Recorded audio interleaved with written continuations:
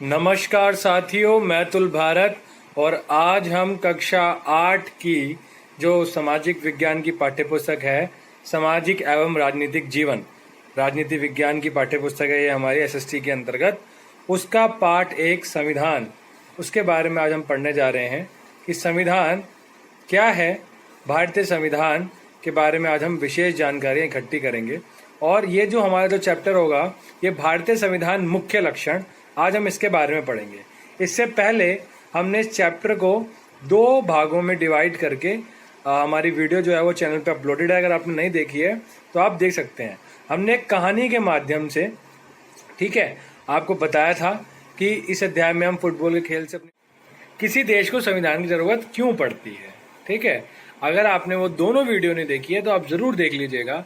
और हमने नेपाल की भी बात करी थी कि नेपाल में भैया लोकतंत्र कैसे स्थापित हुआ।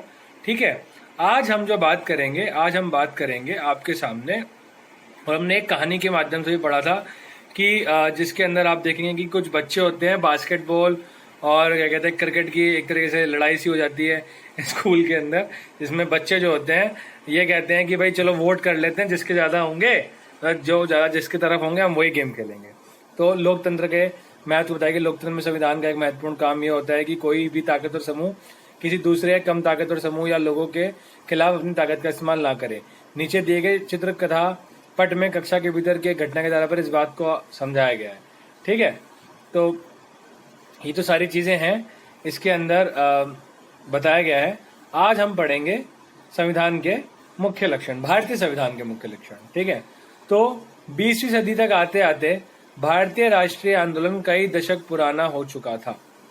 स्वतंत्रता संघर्ष के दौरान राष्ट्रवादियों ने इस बात पर काफी विचार किया था कि स्वतंत्र भारत किस तरह होना चाहिए। मतलब भाई भारतीय राष्ट्रीय आंदोलन, आपको पता है कि जब भारत एक उपनिवेश था, ब्रिटेन का उपनिवेश था, मतलब उसके अंतर्गत हम लोग थे, उसके अंदर हम स्वाधीन नहीं थे, हम पराधीन थे, उसके अधीन हम थे ब्रिटेन के अंतर्गत।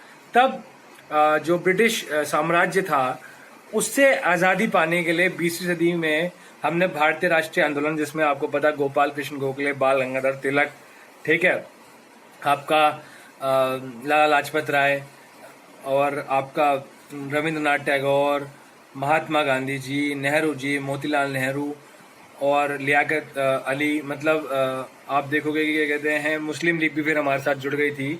तो कितने सारे लोग, एनी बेसेंट, है ना, और क्या कहते हैं सुभाष चंद्र बोस बाबू, कितने सारे लोग जो थे वह जुड़ गए थे। तो भारतीय राष्ट्रीय आंदोलन के कई दशक पुराना हो चुका था और स्वतंत्रता संघर्ष के दौरान राष्ट्रवादियों ने इस बात पर विचार भी किया था कि भारत जब आजाद हो जाएगा तो ब्रिटिश शासन के अंतर्गत उन्हें जिन नियमों को मानना पड़ता था वह उन्होंने खुद नहीं बनाए थे। ठीक है, औपनिवेशिक राज्य के लंबे अत्याचारी शासन ने भारतीयों के सामने इतना जरूर स्पष्ट कर दिया था कि स्वतंत्र भारत को एक लोकतांत्रिक देश होना चाहिए, उसमें प्रत्येक नागरिक को समान माना जाएगा, समानता का अधिकार दिया जाएगा, सभी को सरकार में हिस्सेदारी का अधिकार होगा। इसके बाद यह तय करना था कि भारत में लोकतांत्रिक सरकार का गठन कैसे किया जाएगा, उसके कामकाज के लिए नियम क्या हो। यह काम किसी एक आदमी के वश का नहीं था। इसमें लगभग 300 लोगों ने योगदान दिया। 1946 में गठित भारतीय संविधान सभा, ना संविधान सभा आपको मैंने पढ़ाया था, के सदस्य थे। भावी संविधान के निर्माण के लिए अगले 3 साल तक संविधान सभा की बैठकें होती रही। मतलब आपको पता है भारत के संविधान को बनने में 2 साल 11 महीने और 18 दिन का समय लगा था। ठीक है, 2 साल 11 महीने 18 दिन। ठीक है, अब आप समझ सकते हो कि कितना समय लगा भारत को अपना संविधान बनाने में और कितना विशालकाय संविधान है हर एक वर्ग के लिए, उस समय की परिस्थितियों के अनुसार, कि किसी के साथ भी कोई भी भेदभाव ना हो, इसके लिए हम लोगों ने प्रयास किया। ठीक है, कितना 3 साल का अर्थात है 2 साल, ठीक है, 11 महीने और 18 दिन। आपको पता है 26 नवंबर 1949 को हमारा जो संविधान है वह बनकर तैयार हो गया था। ठीक है, और आपने देखा भी होगा कि जो हमारी उद्देशिका है उसके अंदर यही डेट लिखी गई है। ठीक है, कि हम इस देश को ये अध्यापित करते हैं, अंगीकृत करते हैं 26 नवंबर 1949 को ये संविधान इस देश को समर्पित करते हैं। ठीक है, और 26 जनवरी 1950 को ये पूरे भारत में लागू किया गया। आपको याद रखना है, संविधान सभा के सदस्यों के बीच एकता की एक जबरदस्त भावना थी। भावी संविधान के एक एक प्रावधान पर जमकर चर्चा हुई और सभी लोग सहमति विकसित करने के बारे में गंभीर थे।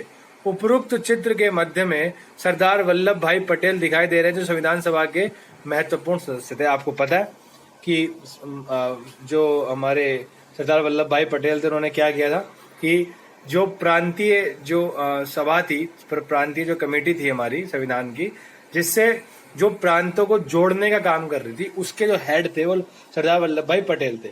इसलिए उनको लोह पुरुष बोला जाता है, आयरन मैन। क्यों? क्योंकि लोहे के नहीं थे, उन्होंने लोहे वाला काम किया। उन्होंने क्या किया था, पूरे देश को एक सूत्र में बांध दिया था। ठीक है, आपको पता है भाई भारत कितना विशाल है। ठीक है, ऐसे भारत है, यहाँ पे श्रीलंका है, ठीक है, और ऐसे यहाँ पे हिमालय पर्वत है, तो बहुत बड़ा विशाल देश है। यहाँ पे दूसरा देश है। तो ये जो सारी रियासतें थी भारत के अंदर, छोटी छोटी, इन सबको एक करने का काम, जोड़ने का काम किसने किया था? सरदार वल्लभ भाई पटेल ने किया था। इसलिए उनको लौह पुरुष कहते हैं और एक बहुत महत्वपूर्ण सदस्य भी थे। ठीक है, संविधान सभा के इन सदस्यों के सामने एक बड़ी जिम्मेदारी थी। हमारे देश में कई समुदाय थे, उनकी ना तो भाषा एक थी, ना एक धर्म था, और ना ही एक जैसी संस्कृति थी। मतलब आपको पता है कि भारत के अंदर भाषा धर्म बड़ी सारी हैं, बहुत सारे, मतलब बड़े विविध प्रकार के धर्म संस्कृति हमारे भारत में देखे जा सकते हैं। आपको पता है, और भाषाएं तो आपको पता ही है कि थोड़ी थोड़ी दूर पे जाएंगे तो आपको भाषाएं भी बदल जाएंगी, आपको देखने को मिलेगा। वैसे भी जब संविधान लिखा जा रहा था, उस समय हमारा देश भारी उथल पुथल से गुजर रहा था। भारत और पाकिस्तान का बंटवारा लगभग तय हो चुका था। कुछ रियासतें तय नहीं कर पा रहे थे। आपको पता होना चाहिए कि 1946 के अंदर ही, ठीक है, 1946 के अंदर ही, दिसंबर 1946 में ही, ठीक है, हमारी जो संविधान सभा थी उसकी पहली बैठक हुई थी। ठीक है, 11 दिसंबर 1946 को। ठीक है, और आप देख सकते हैं, आपको पता लगेगा कि इस टाइम भारत के अंदर, भारत आजाद नहीं हुआ था, मतलब भारत को पूर्ण रूप से स्वतंत्रता नहीं मिली थी, लेकिन भारत के अंदर क्या था, संविधान सभा ने अपना काम शुरू कर दिया था।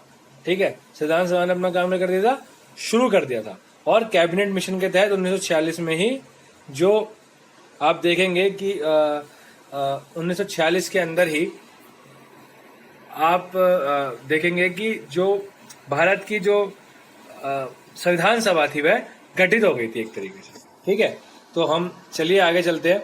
ठीक है, कुछ रियासतें तय नहीं कर पा रही थी कि उनका भविष्य क्या होगा, वह किधर जाएंगी। मतलब भाई क्या हुआ था, जो माउंटबेटन प्लान था, जिसमें भारत और उसका अलग, भारत पाकिस्तान अलग अलग होना था। ठीक है, इंडिया, ठीक है, और पाकिस्तान अलग होना था। तो जो भारत के अंदर रियासतें थी ना, उसको बोल दिया गया कि आपकी मर्जी है।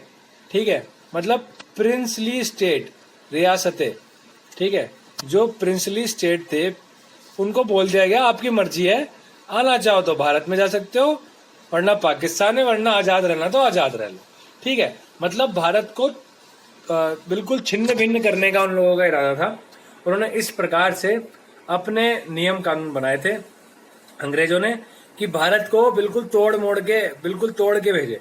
लेकिन भारत के अंदर, जैसे मैंने आपको बताया, लौह पुरुष हमारे सरदार वल्लभ भाई पटेल जी ने क्या किया कि भारत के अंदर जितनी रियासतें थी उनको बड़े प्यार से समझा दिया, और जो प्यार से नहीं आई समझ में उनको थोड़ा सा डरा के समझा दिया, जो डरा के भी समझ में नहीं आया उनके साथ युद्ध कर लिया। जैसे आपको पता है कि हैदराबाद की जो रियासत थी वह काबू में नहीं आ रही थी, तो सेना भेज दी थी। ठीक है, तो इस प्रकार से सरदार वल्लभ भाई पटेल ने काम किया और देश को एक करने का काम किया। तो इसलिए सरदार वल्लभ भाई पटेल का बहुत बहुत बड़ा योगदान है। मतलब उनके योगदान को तो आप शब्दों में बयां ही नहीं कर सकते। चलिए आगे चलते हैं। कुछ रियासतें तय नहीं कर पा रही थी कि उनका भविष्य क्या होगा, वह किधर जाएंगी, और जनता के सामाजिक आर्थिक स्थिति भयानक थी। आपको पता है कि भाई भारत के विभाजन हो गया था, बड़ा मुश्किल था। संविधान सभा के सदस्यों के सामने ये सारे मुद्दे, ठीक है, संविधान सभा के सदस्यों के सामने सारे मुद्दे थे, लेकिन उन्होंने अपने इस ऐतिहासिक दायित्व को बहादुरी से पूरा किया और देशों को एक ऐसा कल्पनाशील दस्तावेज दिया जिसमें राष्ट्रीय एकता को बनाए रखते हुए विविधता के प्रति गहरा सम्मान दिखाई देता है। उन्होंने जो दस्तावेज तैयार किया, मतलब जो हमारा संविधान, ठीक है, दस्तावेज समझ लिया, लिखित संविधान है ये हमारा, ठीक है, उसमें सामाजिक आर्थिक सुधारों के जरिए गरीबी उन्मूलन का मतलब क्या, मैंने आपको पहले समझाया था कि उन्मूलन का अर्थ होता है खत्म होना, तो गरीबी को खत्म करना और जन प्रतिनिधियों के चयन में जनता की महत्वपूर्ण भूमिका पर काफी जोर दिया गया। आगे के हिस्सों में भारतीय संविधान के कुछ मुख्य आयामों का उल्लेख किया गया। इन बातों को पढ़ते विविधता, एकता, सामाजिक आर्थिक सुधार और प्रतिनिधित्व से संबंधित उपरोक्त चिंताओं को लगातार ध्यान में रखिए, जिनसे दस्तावेज लिखने वाले जूझ रहे थे। ठीक है, आप समझ सकते हैं कि जब वो लिख रहे थे हमारा दस्तावेज, जब मतलब हमारा जो संविधान लिख रहे थे, तो उनको कितनी सारी जो मतलब परिस्थितियां थी, उनको देखते हुए इस संविधान को लिखना था, बनाना था और पूरे भारत को प्रतिनिधित्व करना था। इस संविधान को इस पूरे भारत का प्रतिनिधित्व करना था, इसलिए उसको ऐसा बनना था जिससे भारत को एक महान देश बनाया जा सके।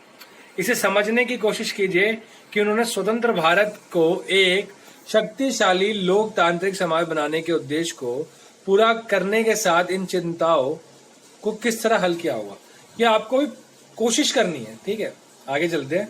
संघवाद, देखिए भाई हमारे मुख्य लक्षण हमारे संविधान में, इसका मतलब है देश में एक से ज्यादा स्तर की सरकारों का होना। हमारे देश में राज्य स्तर पर भी सरकारें हैं और केंद्र स्तर पर भी, और पंचायती राज व्यवस्था शासन का तीसरा स्तर भी है। तो जहां पर सरकारों का एक से ज्यादा स्तर होता है, जहां पर उसकी जो शक्ति होती है वो विभाजित की जाती है, उसे संघवाद कहते हैं, जिसके बारे में कक्षा 6 में हम पढ़ चुके हैं। कक्षा 7 की किताब में आपने राज्य सरकार के कामकाज को देखा। इस साल हम केंद्र सरकार के बारे में ज्यादा पढ़ेंगे। भारत में इतने सारे समुदायों की उपस्थिति का सीधा मतलब यह था कि यहाँ शासन की एक ऐसी व्यवस्था विकसित करनी होगी जिसमें राजधानी दिल्ली में बैठे मुट्ठी भर लोग ही पूरे देश के फैसले ना लेने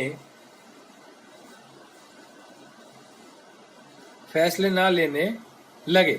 मतलब ऐसी व्यवस्था होनी चाहिए कि भैया अगर किसी एक के पास सारी शक्ति चली आएगी तो ये निरंकुश बन जाएगा, हमारा जो शासन है वो लोकतंत्र रह ही नहीं जाएगा। इसलिए संघवाद की अवधारणा हमारे भारत में लेके आए कि भाई संघवाद होना चाहिए। बहुत सारे सिस्टम में मतलब हमारे यहाँ शक्तियों का बंटवारा होना चाहिए। जैसे आपको पता है कि भैया कैसे बैलेंस किया जाता है, राज्यों में अलग प्रकार के सत्ता चलती है, मतलब उनके अलग इलेक्शन होते हैं राज्यों में, लेकिन वह केंद्र के अंतर्गत ही काम करती है और केंद्र सरकार के लोकसभा के इलेक्शन अलग होते हैं।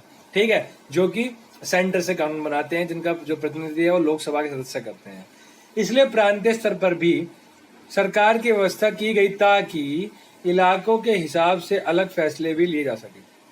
भारत के सभी राज्यों को कुछ मुद्दों पर फैसले लेने का स्वायत्त अधिकार है। ठीक है, भारत के सभी राज्यों को कुछ मुद्दों पर, मतलब क्या बात आपको पता है, समवर्ती सूची, राज्य सूची, केंद्र सूची, 3 सूचियां हमारी, है ना। अनुसूची 7 में भारत के संविधान, अनुसूची 7 में भारत के संविधान के अनुसूची 7 में बताया गया है कि भाई 3 सूचियां बांटी हैं।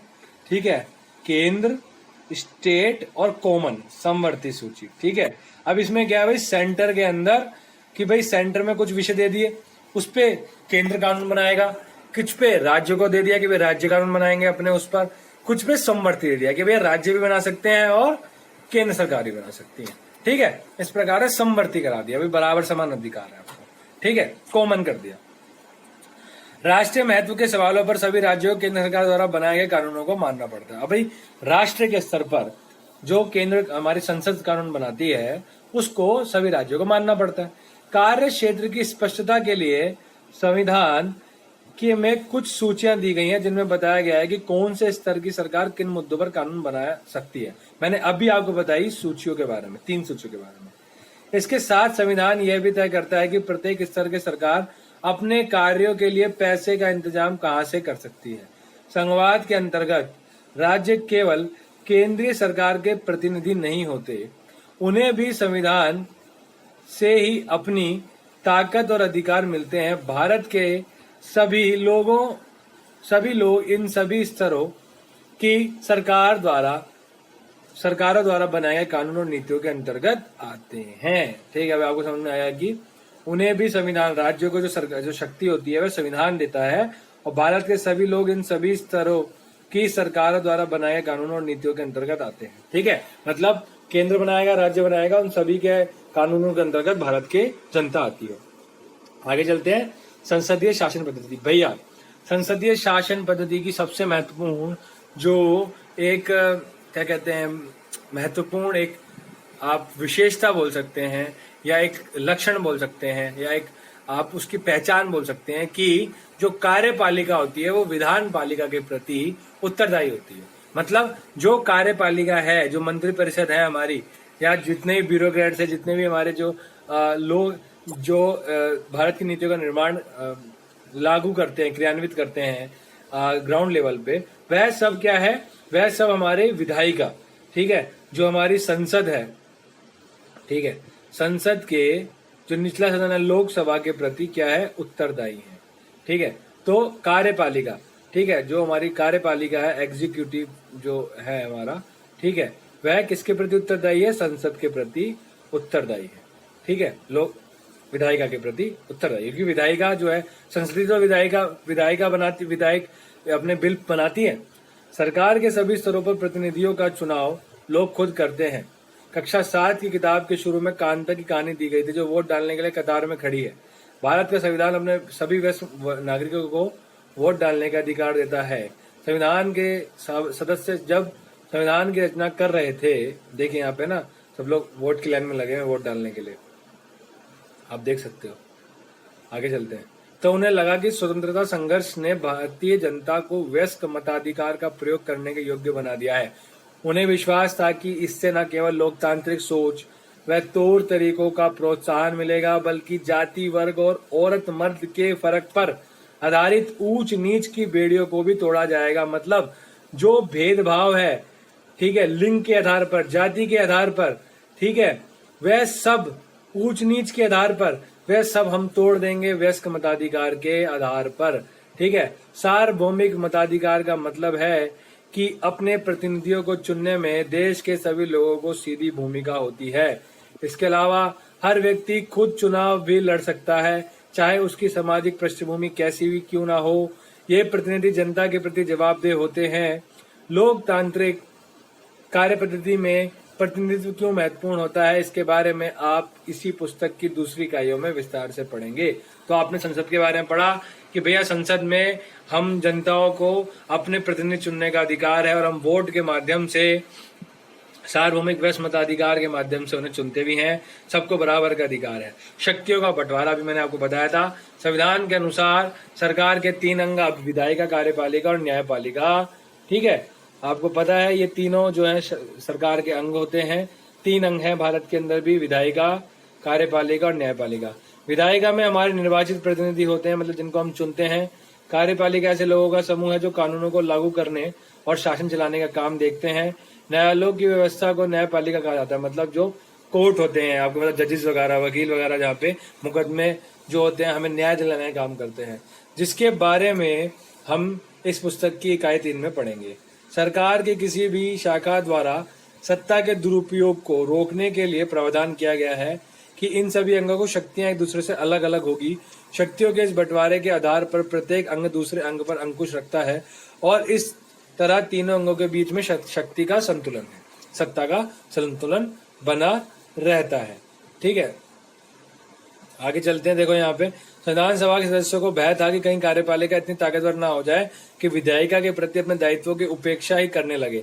इसी आशंका को ध्यान में रखते हुए सभा ने ऐसे प्रावधानों को संविधान में शामिल किया जिनके जरिए शासन की कार्यकारी शाखा द्वारा की जाने वाली कार्रवाइयों को सीमित और नियंत्रित किया जा सके। मैंने भी आपको बताया संसदीय कार्य प्रणाली में जो कार्यपालिका होती है वह विधायिका के प्रति उत्तरदायी होती है, विधायिका के अंतर्गत काम करती है।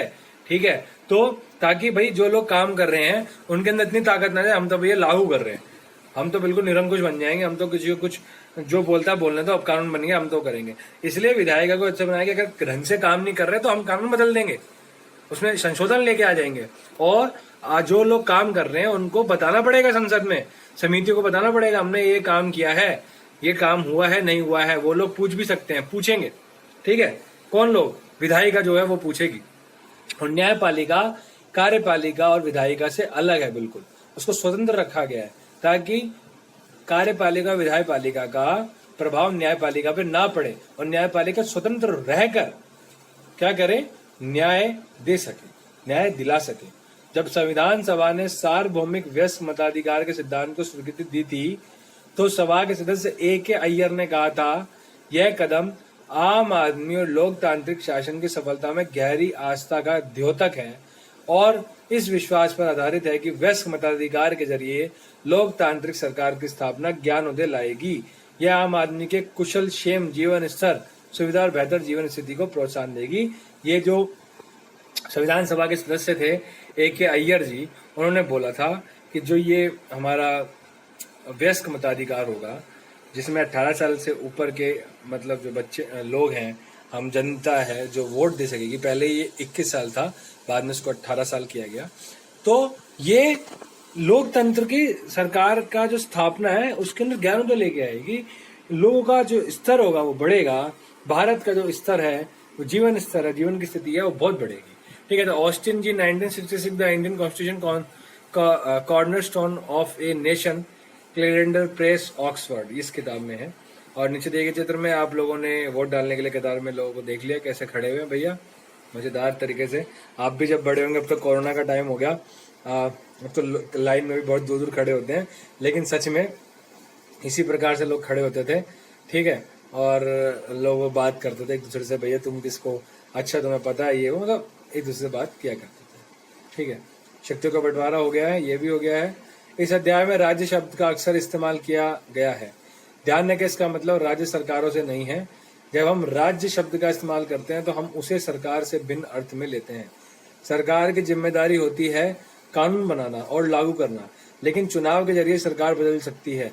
पर राज्य एक ऐसी राजनीतिक संस्था होती है जो निश्चित भूभाग में रहने वाले संप्रभु, मतलब जो लोग अपनी खुद नीतियां बनाते हैं। संप्रभु अर्थात भारत एक संप्रभु देश है क्योंकि ये अपनी सारी नीतियां खुद बनाता है बिना किसी दबाव के।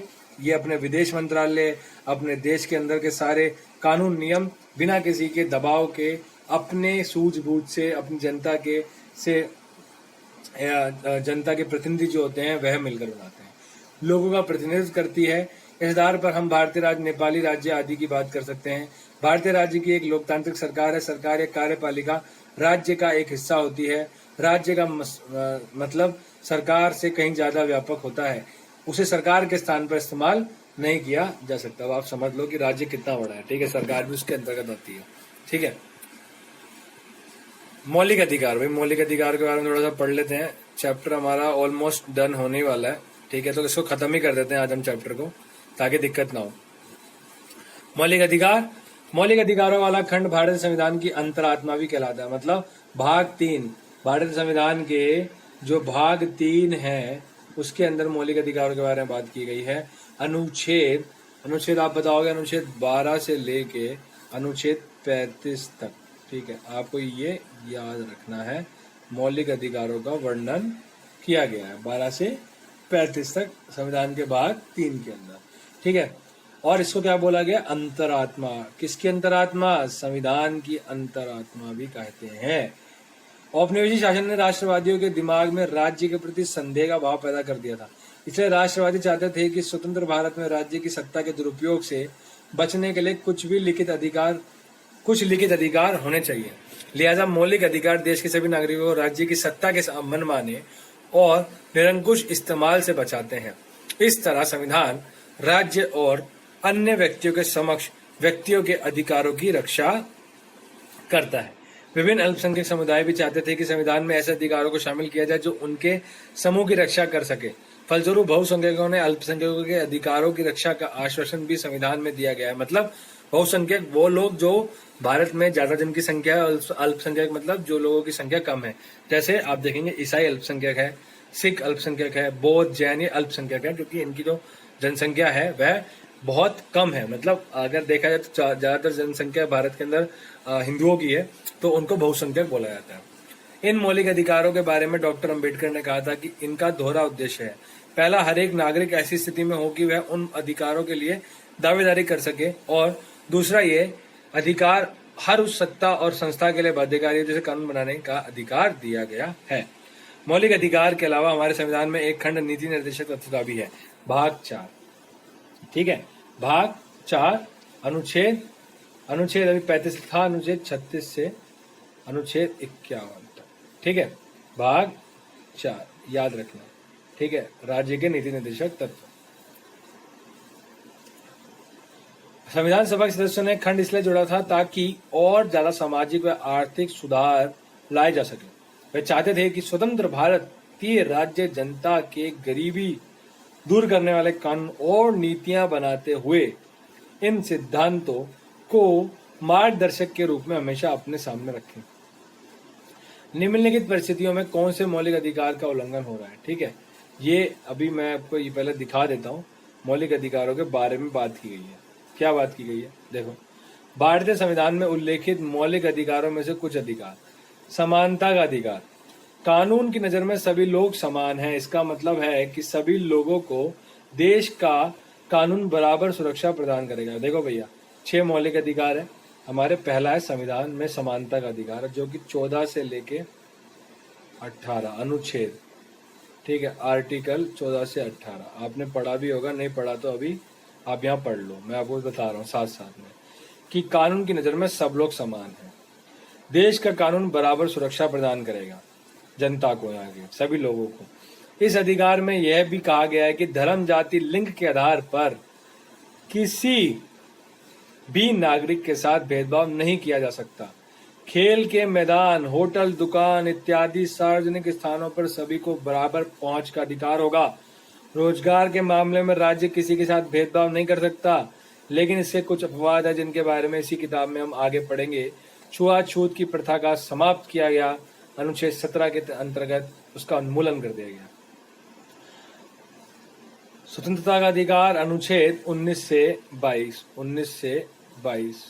के अंदर है। इस अधिकार के अंतर्गत अभिव्यक्ति और भाषण की स्वतंत्रता, सभा संगठन बनाने की स्वतंत्रता, देश की किसी भी भाग में आने जाने और रहने तथा कोई भी व्यवसाय, पेशा, कारोबार करने का अधिकार शामिल है। और शोषण के विरुद्ध अधिकार अनुच्छेद 23 और 24। ठीक है, अनुच्छेद 23 और 24 में है। ठीक है, संविधान में कहा गया है कि मानव व्यापार, जबरिया मतलब जबरदस्ती श्रम और 14 वर्ष से कम उम्र के बच्चों को मजदूरी पर रखना अपराध है। ठीक है, पहले में क्या है कि मानव व्यापार, भाई मानव को इधर से उधर बेच देना या उनसे जबरदस्ती काम कराना शोषण के विरुद्ध अधिकार है। उनका शोषण नहीं कर सकता कोई, अनुच्छेद 23 में है। और 14 वर्ष से कम आयु के बच्चों को कारखानों में या मजदूरी पर रखना एक अपराध है, उनसे काम करवाना। कितने? 14 साल के बच्चों से। शोषण के विरुद्ध अधिकार है। ठीक है, धार्मिक स्वतंत्रता का अधिकार। ठीक है, धार्मिक स्वतंत्रता का अधिकार अब भैया क्या हुआ? 25 से लेके 28 तक, 25 to 28 अनुच्छेद के अंतर्गत आता है। सभी नागरिकों को पूरी धार्मिक स्वतंत्रता दी गई है। प्रत्येक व्यक्ति का अपनी इच्छा का धर्म अपनाने, उसका प्रचार प्रसार करने का अधिकार। आपको पता है, आप चाहे तो आप किसी भी धर्म के हो, आप उसका प्रचार कर सकते हो और आप पढ़ भी सकते हो, पढ़ा भी सकते हो, उसके बारे में जानकारी इकट्ठा कर सकते हो, प्रचार कर सकते हो, उपासना कर सकते हो। अनुच्छेद 29 और 30, अनुच्छेद 29 और 30 इन दो अनुच्छेदों में सांस्कृतिक और शैक्षणिक अधिकारों के बारे में बात की गई है। संविधान में कहा गया है कि धार्मिक या भाषाई सभी अल्पसंख्यक समुदाय अपनी संस्कृति की रक्षा और विकास के लिए अपने अपने शैक्षणिक संस्थान मतलब शिक्षा के संस्थान खोल सकते हैं। अनुच्छेद 32 भैया बड़ा महत्वपूर्ण है, बहुत महत्वपूर्ण है। संवैधानिक उपचारों का अधिकार। यदि किसी नागरिक को लगता है कि राज्य द्वारा उसके किसी मौलिक अधिकार का उल्लंघन हुआ है तो इस अधिकार का सहारा लेकर वह अदालत में जा सकते हैं। तो संवैधानिक उपचारों का अधिकार, ठीक है। सुप्रीम कोर्ट में जा सकते हो भैया आप लोग। आप बोल सकते हो सुप्रीम कोर्ट को कि मेरे भैया समानता के अधिकार पे खतरा है, या ये लोग मेरे साथ ऐसा भेदभाव कर रहे हैं, या मेरे साथ भेदभाव किया जा रहा है, या मेरे स्वतंत्रता के अधिकार के साथ में ऐसा भेदभाव किया जा रहा है, तो आप सुप्रीम कोर्ट में भी जाके याचिका लगा सकते हो। तो ये अनुच्छेद 32 के तहत है, लेकिन सिर्फ मौलिक अधिकारों पर ही एक आम व्यक्ति को डायरेक्टली जाने के लिए बाध्य करता है। निम्नलिखित परिस्थितियों में कौन से मौलिक अधिकारों का उल्लंघन हो रहा है आपको ये बताना है। यदि 13 साल का एक बच्चा कालीन के कारखाने में मजदूरी करता है, देखो भैया अभी आपको बताया कि शोषण के विरुद्ध अधिकार, ठीक है, अभी बताया आपको मैंने, अनुच्छेद 23-24, ठीक है।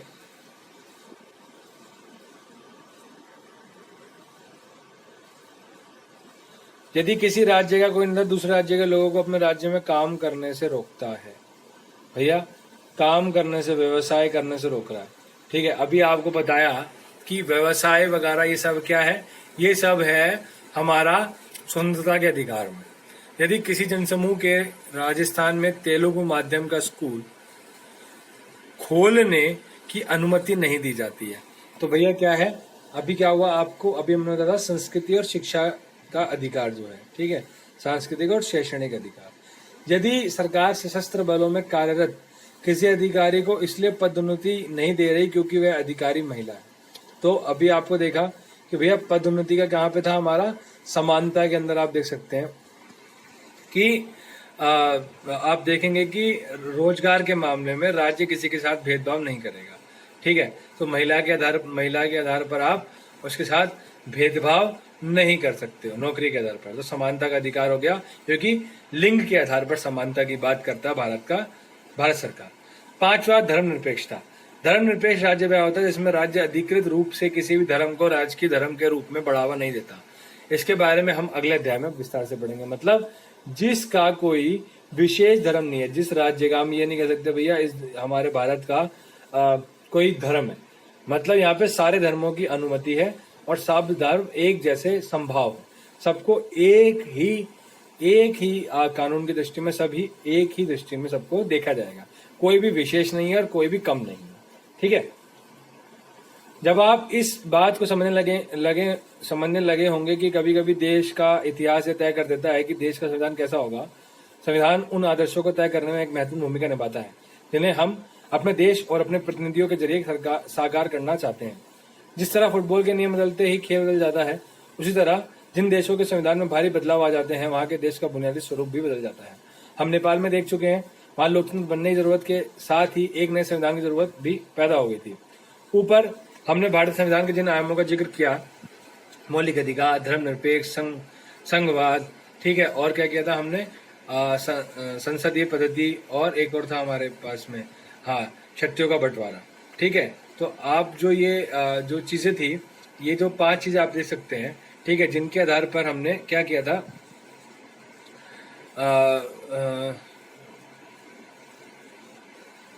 आयोग का जिक्र किया है, वह कई काफी जटिल दिखाई देते हैं और उन्हें समझने में मुश्किल महसूस होती है। लेकिन अभी आप इस बारे में ज्यादा फिक्र ना करें। इस पुस्तक में बाकी अध्याय में और अगली कक्षाओं में भारतीय संविधान के इन सभी पहलुओं के बारे में हम लगातार सीखते जाएंगे, ठोस रूप से उनका अर्थ जान पाएंगे, ठीक है। तो भैया ये देखो सब लोग क्या कर रहे हैं, साइन मार रहे हैं, साइन कर रहे हैं, ठीक है, किस पे, हमारे देश के संविधान पे। उपरोक्त तस्वीर में 24 जनवरी 1925 को संविधान सभा के विभिन्न सदस्य अपनी आखिरी बैठक में संविधान की एक प्रति पर हस्ताक्षर कर रहे हैं। सबसे ऊपर वाले चित्र में प्रधानमंत्री जवाहरलाल नेहरू दस्तखत कर रहे हैं। दूसरे चित्र में संविधान सभा के अध्यक्ष डॉक्टर राजेंद्र प्रसाद। सबसे निचले चित्र में दाएं से बाएं क्रम में ये लोग दिखाई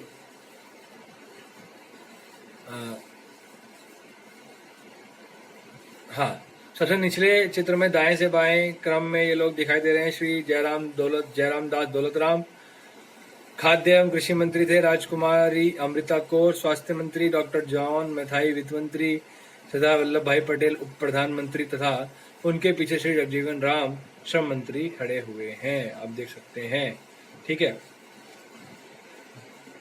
चलिए आगे चलते हैं। संविधान में मूल कर्तव्यों का भी उल्लेख किया गया है। अपने शिक्षक की सहायता से पता लगाएं कि ये कर्तव्य कौन से हैं और लोकतंत्र में नागरिकों द्वारा इन कर्तव्यों का पालन करना क्यों महत्वपूर्ण है। मैं आपको बता दूं, यहाँ पे लिखा हुआ भी है कि 11 मौलिक जो है हमारे 11 मौलिक कर्तव्य हैं। अनुच्छेद 51 का 51A में ये है, ठीक है। और भाग 4A या भाग 4 का में इसके अंदर ये 11 उल्लेखित है, ठीक है। तस्वीर बनाए अथवा उन पर कविताएं, गीत लिखे तथा कक्षा में इन पर चर्चा करें। कि भारत में आपको आपके मौलिक कर्तव्य है, भारत स्वतंत्रता सेनानी को आपको सम्मान करना है, भारत के राष्ट्रीय ध्वज का, राष्ट्रीय गान का आपको सम्मान करना है, पर्यावरण को बचाना है, भारत की सार्वजनिक संपत्ति की मतलब सरकारी संपत्ति का आपको ख्याल रखना है, उसको तोड़ना फोड़ना नहीं है, नहीं कि मन किया तो उठा के ले गए, ठीक है। और जो शिक्षा का एक तरीके से आप देख सकते हैं कि मौलिक कर्तव्य के जो जितने भी अभिभावक हैं उनको अपने बच्चों को 6 से 14 वर्ष तक की आयु के सभी बच्चों को पढ़ाना है, ये सब हमारे मौलिक कर्तव्य हैं। अभ्यास आ गया, अभ्यास प्रश्न आपको पता हम लिखित रूप में करेंगे, तो नेक्स्ट वीडियो में हम लिखित रूप में अभ्यास प्रश्नों को लेके आने वाले हैं। आप मस्त रहिए, घर पे रहिए, पढ़ते रहिए। बहुत अच्छी वीडियो बनी है, बड़ी शानदार वीडियो बनी है। कहीं कहीं पे थोड़ा बहुत आप देख सकते हैं कि अगर वीडियो में आप कुछ स्लो या फास्ट हो रही है तो आप स्लो फास्ट कर सकते हैं। और हम जल्दी मिलेंगे नेक्स्ट वीडियो में। तब तक आप अपने घर पे रहिए, स्वस्थ रहिए, मस्त रहिए और ऐसे ही पढ़ते रहिए। जय हिंद, जय भारत। चैनल को सब्सक्राइब जरूर कर दीजिएगा, आपके लिए ये वीडियो बनाई जा रही है, और शेयर जरूर करना दोस्तों तक। नेक्स्ट वीडियो में जल्दी मिलेंगे। जय हिंद, जय भारत।